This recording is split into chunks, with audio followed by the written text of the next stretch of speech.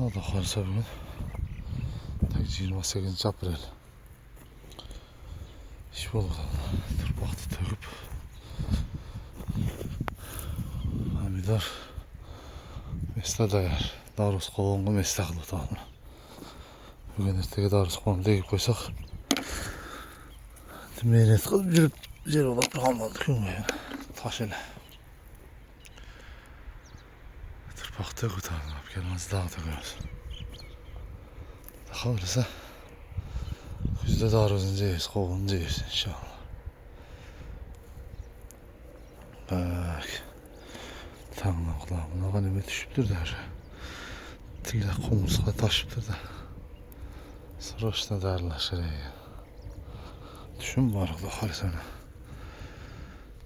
Tılgarka. Ha badara. Ne? Badaram dedim asla. Şabdoğlu. Düşün barıken ha.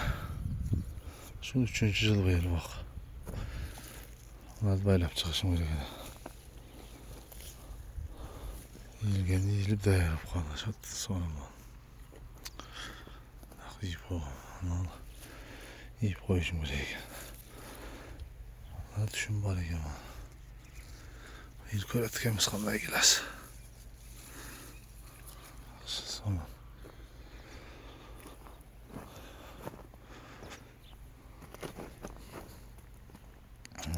Malurca tartıp baylap koyamız. Düşün bari ona. Görüyoruz. Cüzüm daha жақшана bu yer.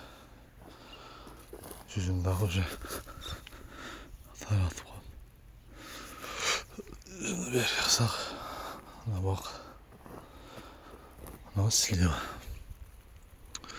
Siliyor bu. Ne mesajı kalı veretken daha. Şimdi köp koy. Karagilas var bana. Şaptoğlu'nun 3-4 türü.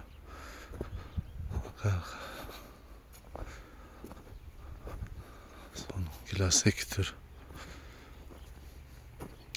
Törkümü ile tatış gerek burada da. Taşlar aktarıp turpağı başka bir köle girgenler. Şimdi bu takıda astıdan acılık çıkıp iş veretir ama su başaktır ama sonunda yılda kalırsa düşünmek gerekir.